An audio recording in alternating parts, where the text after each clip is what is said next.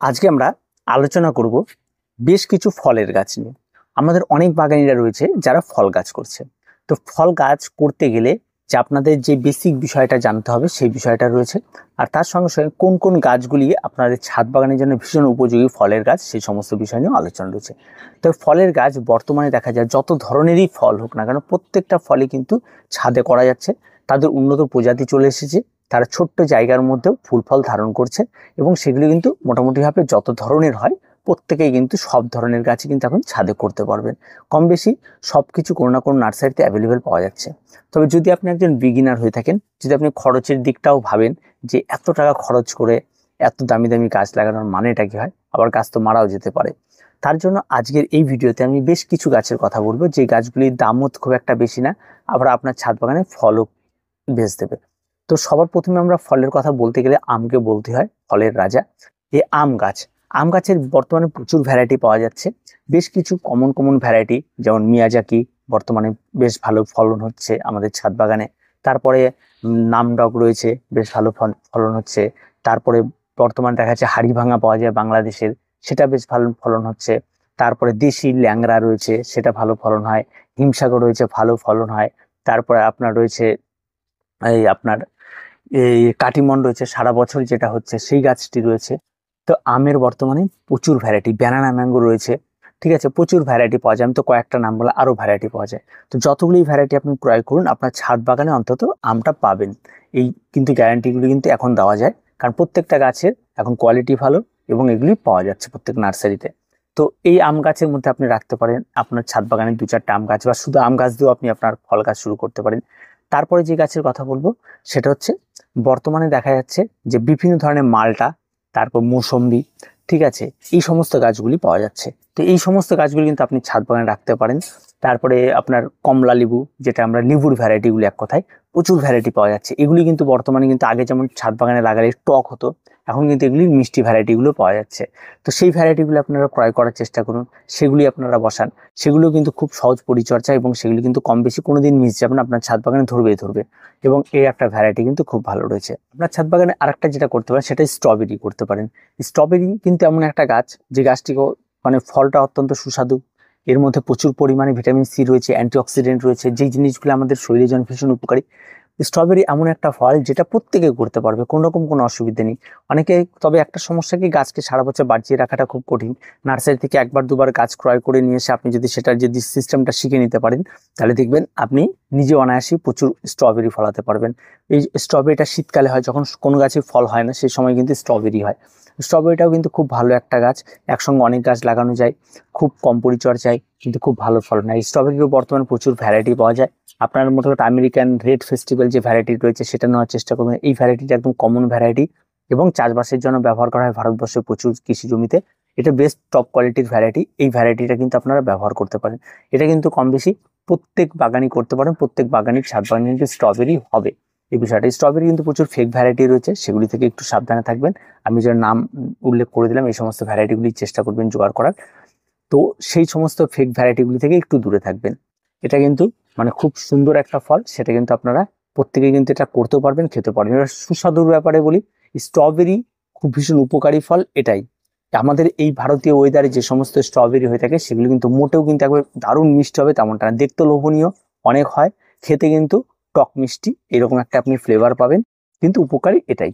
আর তেমন কোনো কিছু খুব আমের মতো একদম সুস্বাদু মিষ্টি মানে তো টেস্ট সেরকম কিন্তু কিছু পাবেন না। টেস্টটা মোটামুটি ভাবে আপনি যেটা বললাম সেটাই, যে হালকা টক মিষ্টি এরকমই পাবেন, যত আর দামি ভ্যারাইটি লাগান আপনি, এটাই হচ্ছে তার টেস্ট। তারপরে যে গাছের কথা বলবো সেটা হচ্ছে আপনার ছাদ বাগানে পেয়ারা গাছ লাগান।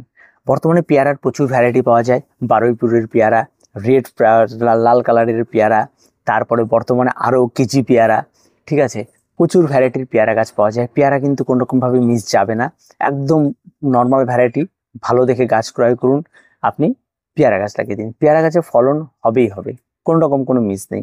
পেয়ারা গাছে কিন্তু সেদিক থেকে কিন্তু খুব ভালো একটা গাছ পেয়ারা। আপনার পেয়ারা গাছ কম বেশি ছাদ বাগানে টবের মধ্যে কিন্তু অত্যন্ত সুন্দর হতে পারে, কারণ পেয়ারা কিন্তু এটা কিন্তু গ্যারান্টি দেওয়া যায় যে ভালো হবে না খারাপ হয়। বর্তমানে দেখছেন, বর্তমানে একটা বড় কেজি পেয়ারা পাওয়া যায় যেটা আমরা বারুইপুরের পেয়ারা বলি, সেই পেয়ারাটাও কিন্তু আপনি ছাদ বাগানে ফলাতে পারবেন, কোনো রকম কোনো অসুবিধা নেই। আপনি অনায়াসে চোখ বন্ধ করে করুন, এটা আপনি করতে পারবেন। এবার আপনি ছাদ বাগানে আরেকটি যেটা গাছের কথা বলে ফলের গাছ, সেটা হচ্ছে ড্রাগন। ড্রাগনের বর্তমানে কিন্তু প্রচুর ভ্যারাইটি পাওয়া যাচ্ছে। হলুদ ড্রাগন পাওয়া যাচ্ছে, লাল ড্রাগন পাওয়া যাচ্ছে, হোয়াইট ড্রাগন পাওয়া যাচ্ছে, প্রচুর ভ্যারাইটি ড্রাগন কিন্তু অ্যাভেলেবেল। ক্যাকটাস জাতীয় গাছ আপনি ছাদ বাগানে করুন, অনায়াসেই করতে পারবেন। কোনো পরিচর্যা তেমন কোনো কঠিন কোনো কিছু নেই। এটা বর্ষাকালে হয়, ফুলটা এই টাইমে ফুল হবে, ফল হবে, ফল ধারণ করবে, তো প্রত্যেকে করতে পারবেন। তেমন কোনো কঠিন গাছ না, একবার গাছের ডাল কেটে লাগিয়ে দিলেই চারা তৈরি হয়ে যায়, অনায়াসে গাছ তৈরি হয়। তো ড্রাগনটা রাখতে পারেন। ড্রাগনটা কিন্তু অত্যন্ত সুস্বাদু এবং এটাও কিন্তু অত্যন্ত মানে প্রয়োজনীয় একটা ফল, সেটা কিন্তু আপনি রাখতে পারেন।